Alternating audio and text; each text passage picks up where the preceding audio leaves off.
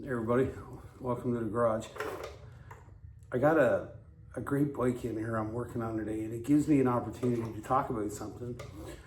I've been doing this a long time, and I've done a lot of tuning of motorcycles and a lot of exhaust installs, aftermarket stuff. And there's a lot of misconceptions about these things. I'm not a physicist. I'm not going to get into the specific math, but I've done a lot. I've done a lot of research, and I research every bike I work on. So rather than going ahead and just blindly going at it, you need to understand what you're looking for. So I'm going to show you what I got here today. I'll quickly explain what the problem is and what led it to me having this talk about the aftermarket exhaust.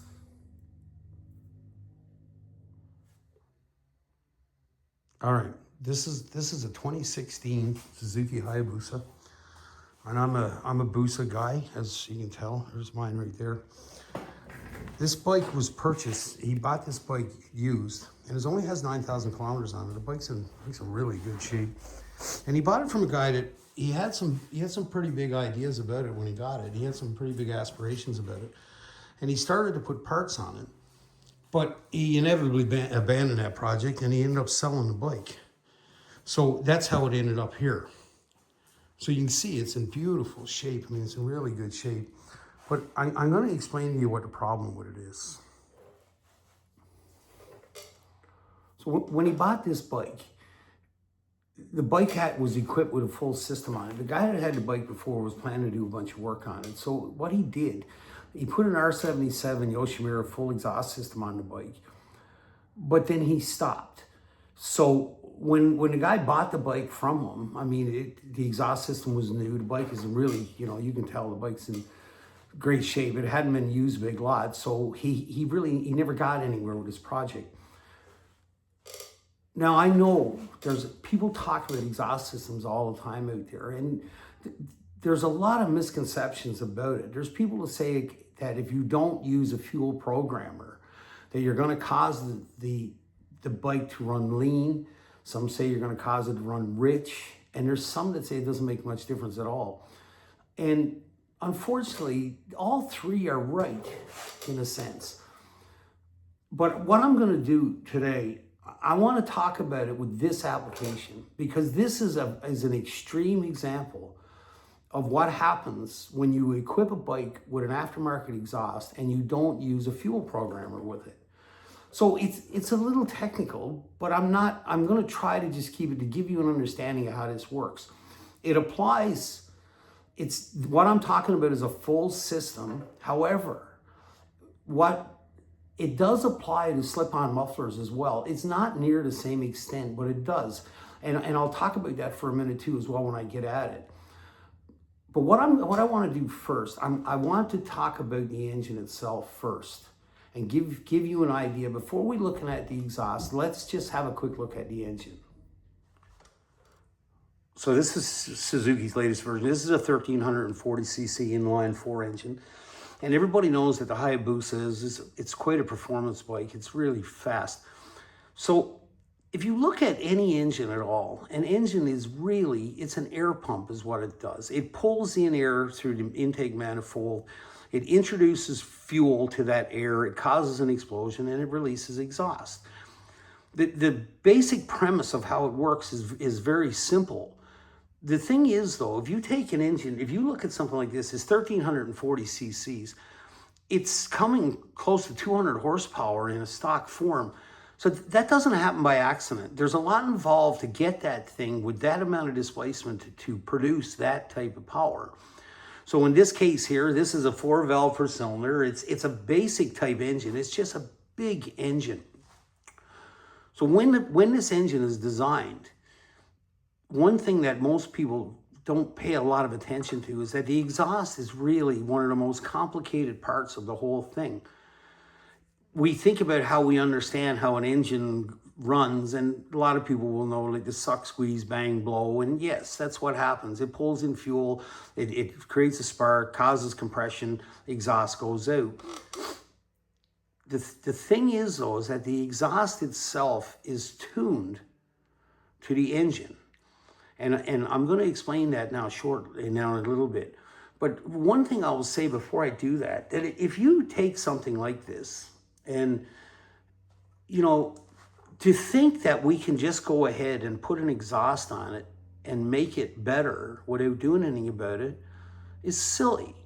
There's a lot goes into making this, between the port design in it and the exhaust, which is what I'm going to talk about now. But there's an enormous amount of things makes this run. When they build a motor, unfortunately, they have to kind of build it for the middle of the road. It has to pass emission standards. It has to have noise standards it passes. It has to have decent fuel economy. So they try to find the best way to do it. What I'm going to show you right now is the aftermarket pipe, and I'm going to explain the difference and try to tie this in together of your problem with no fuel. Hey everybody, I'd appreciate you subscribe too. You just hit the little button there on the bottom. This is the header pipe for that R77 system. And if you look how this thing is designed, I'll tell you a couple of things about it right off the bat.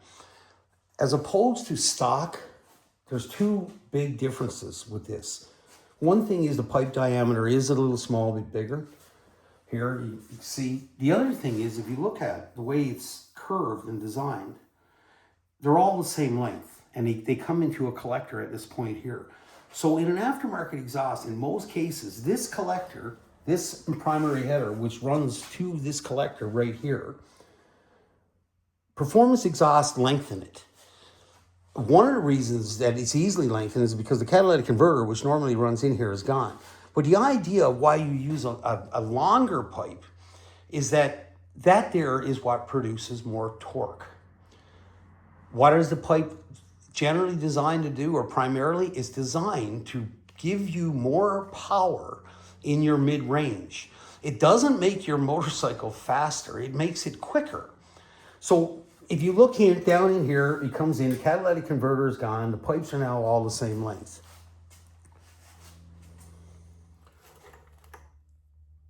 What happens in the engine itself, when it exhausts, when it hits an exhaust stroke, it's not as simple as that the valve opens and the exhaust evacuates the engine. That is what happens, but that's not really the physics of how it works. There's two things occur in it when it fires in the engine. There's two waves created. The first one is the shock wave. The shock wave is fast and it's instantaneous, and it generally hits as soon as the valve opens. Once it's ignited in the cylinder, immediately when the valve opens, the first thing to escape is the shock wave. The second wave that comes out is the compressional wave. The compressional wave is all that fuel and air is mixed, it's exploded, it's expanding, and it creates a compressional wave. It's out it goes. The shock wave initially that comes out of it is I think it's roughly about 300 times faster than the compressional wave. So the shock wave leaves the engine, and I'll show you back what happens over here. And then, I mean, even though it's 300 times faster, it's almost instantaneous. And then the compressional wave comes and the exhaust primarily starts coming out underneath that compressional wave.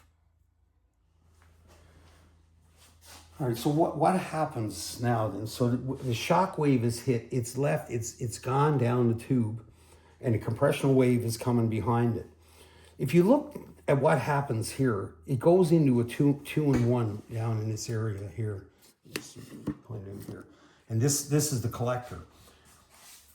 The shock wave behaves kind of different than what we would think what happens. Is that the shock wave, once it comes out, if it hits an area here where the diameter is bigger than what it came out of, the shock wave reverses direction. It's snowmobiles and two-strokes have been built like it for years, and these pipes are as well. So your shock wave comes out, it gets here to this point where it expands, it reverses, and it goes back up to the cylinder again. The way the manufacturers design this is that the idea is to try to get the reflection of the shock wave back to the cylinder when you're roughly about 3/4 of the way through the exhaust cycle. So what it does two things when it gets to this point. The one thing it does is it increases cylinder pressure.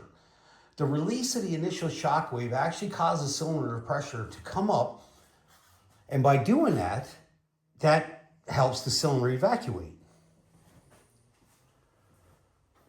The second thing it does, so now it's gone down here, it's reflected back here to the cylinder. It's coming back at the right timing to get behind the compressional wave. So what it actually starts doing, when it turns around and goes back, what it's doing is grabbing the compressional wave from the engine. So out it goes, it comes back, poof, and that's what it takes to do. Now, if you think about that's a very complicated thing to time, to figure out. So when the manufacturer builds the thing originally, again, like I said, they're trying to do it in the middle of the road. So they try to do the big setup, and it's got the catalytic converter in it. It just, it's done because they know what they're doing. Obviously, they built it and it's done by computer. So what happens? We buy an aftermarket exhaust. We put on, there's a lot of reasons why people do it, but I mean, there's a reason it's called a performance exhaust, and that's all it's for. I understand it looks nice and it sounds nice, but it's a performance item. So we buy it. What we need to remember is that it has to be bought by the application of what you want. You can't just go out and buy it based on something that's the right price or the right look, because it may not work, right? So it brings me to this. So what is different about this? Well, like I told you, the one thing is this is a different length from here to here, and it's a wider diameter. So right off the bat, that wave, that signal now that's coming out of the engine, the shock wave signal coming down here, well, it's actually running a longer distance in this same pipe because this pipe is longer. Longer distance, takes a little longer to get back, the evacuation, the whole thing changes. The timing of it changes altogether because this has been changed. So why fuel? Why is the fueler need to change? The main reason the fueler needs to change is that the speed of the wave is directly controlled by the amount of compression that's created, or the amount of shock with the explosion is created. So when they build this pipe, they understand that the only way that this is going to work to its most efficiency is you have to change the fuel delivery in it. Because fundamentally, the way the engine works now is completely changed. So, what is the effect? Well, there's a bunch of effects that can happen to it. So, when you use these things and you use a power module, like a power commander or whatever, right? What that does, it changes all the stages through the RPM range. So, as an example, say with the Hayabusa, I'll use that example because that's what we're talking about. Up to 1500 RPM on idle, there's less fuel. From roughly 1800 up to about 6,000 to 7,000 RPM, roughly, you can get them off the curves, you look yourself. What the module does, it increases fuel in that range. That would be obvious because the pipe is designed to have the performance increase occur in the mids. So the module is going to do the most work in the mids. So it comes to curve. The curves can go up. They can go up 20 to 30% higher delivery, and they follow like a bell. They don't just poof go up, but they can actually be giving you 30% more fuel in around your 5,000 to 6,000 RPM range to do it. Your bike burns a lot more fuel, but your bike has a lot more power. Because it's still the same equation. It's all about BTUs, more fuel, more power, and that's what it allows. The additional fuel that's used is now timed perfectly with the pipe because they had done it. So the shock wave is right, it's coming back at the right time, it's carrying the compressional wave out at the same time. That's in your mids, that's all that power when you're on the highway and you jump on it.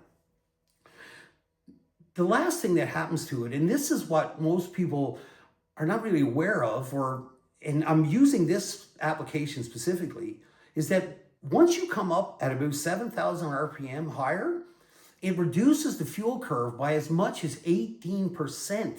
It cuts a lot of fuel out in the upper ranges. One of the reasons it does that is because it has the extra flow and the draw. It really doesn't need to create the same speed of the wave at that RPM. It's being pushed out. The two waves are doing the job. It doesn't need the same amount of fuel.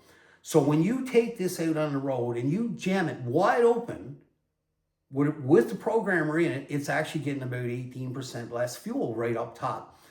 But your all over fuel mileage is going to go down because the majority of the time you spend in your mid-range with the bike. So now you're talking about, 18 to as high as 30% difference on fuel delivery. It works. It feels really good, but it works, right? If you look at a slip-on muffler, which this comes with its own exhaust, the one thing about a slip-on muffler, and the reason people say, oh, well, you don't need to do a tuning with that, that's pretty well true, but it's not completely true. The wave ends in this. By the time it goes into a collector, the work the wave is doing is ended by this point. It's just being evacuated out. But what the muffler does is it creates a turbulence on the outside of that wave. So if you think about the wave going through the muffler, and that's the reason when you look at it, it's got batting in it, but it's always done with holes in the metal. And what that does, it creates a distortion on the wave leaving the exhaust.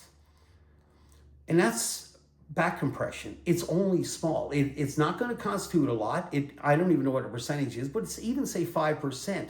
So if you're Harley riders or whatever, if you're putting an aftermarket exhaust on, or just the tips, the ends of it, well, I can tell you what, you're taking a bit of power off. It's probably not noticeable, but you are definitely losing a bit of power. Now you're gaining back because it sounds nice and all that.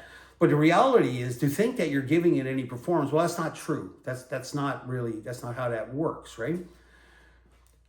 To put this in perspective, why this bike showed up is because not only did it have a leaking oil pan, but it's fouling a plug. I have 65,000 kilometers on my own. I've never fouled a plug with it. It's never had an issue. This thing is fouling a plug.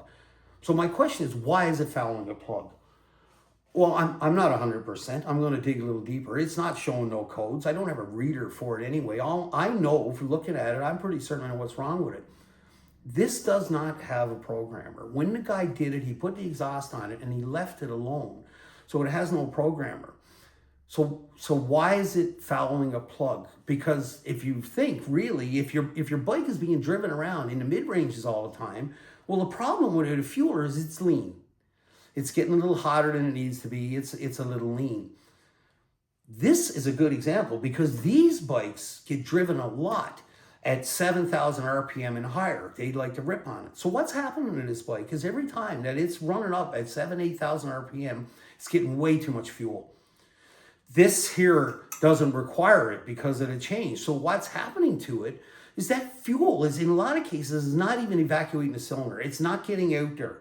There's too much of it that goes into the charge, and it fools up the charge. So sooner or later, that's going to foul a plug.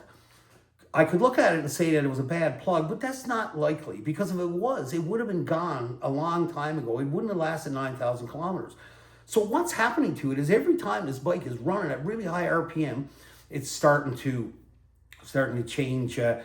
It's starting to get very rich up in the top end, and it's hard to see it, but you can see here on cylinder one on this that it is all darkened up. So to not put it there, if you're searching out performance, if we're talking about a sport bike and you're not going to put a fuel programmer in it, don't put the exhaust in it. This particular setup right now, without the programmer, is 8 horsepower less than stock.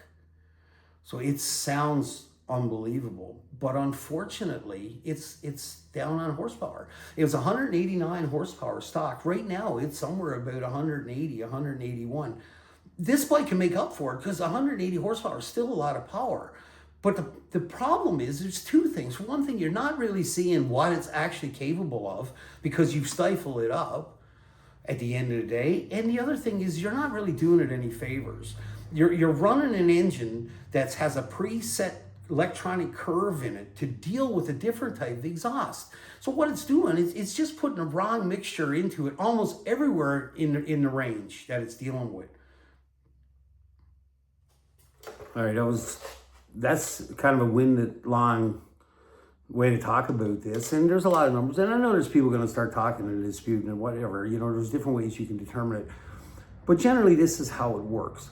So my main point of this is, if you're going to do this and you're going to start putting these things on, if you don't really know yourself what you're doing with it, you probably should find somebody that knows what they're doing with it. But if you're going to do it yourself, you really need to research it. You have to look at, what do I want it for? Do I want the bike faster? Do I want it to pull harder? Do I just want it to get better fuel mileage? It's a whole range. So, you know, don't take some time and look at this, because the unfortunate problem is that exhaust system right now runs about $2,500, and to put a program around is another $1,000. And then a lot of people add a K&N filter, which a K&N filter, by the way, without a programmer, makes it worse again, because now there's more fuel going into the thing, right? So, you know, if you're going to go at it, educate yourself when you do it. Does it make a difference? Oh, yeah, it makes a massive difference. I mean, I've got it on mine. It just totally transformed the bike. It gave in about another 23 horsepower by the time it was done. So, I mean, this thing, I'm going to bring this back to life. This guy he's not ready to do it yet, and I understand that. We've got to work with what we got. But we're going to get it right. We're going to get a programmer. We're going to tune it. I'm going to tune the thing properly. And based on that, from where it's sitting right now, I'm going to put about 35 horsepower back into the thing. And he's going to have himself a new animal, right? So keep it in mind. If you're doing it, just go educate yourself. Don't go on myths. Go read, right? Because at the end of the day, this is way too complicated and it's way too expensive to just take it off of an assumption or something somebody else told you. There's not a pile of people that know how to do this, but they're out there, and you can find them and get it done. And you, at the end of the day, for me, it was really valuable, right? But it depends what you want out of it. If you don't want to go spending $4,000 to do it, then don't do it. It's not worth that much, really, at the end of the day. So, you know, I appreciate you dropping in to hear about it. And, you know, if anybody had any comments, I'd certainly appreciate that as well. And we'll see what I got coming next.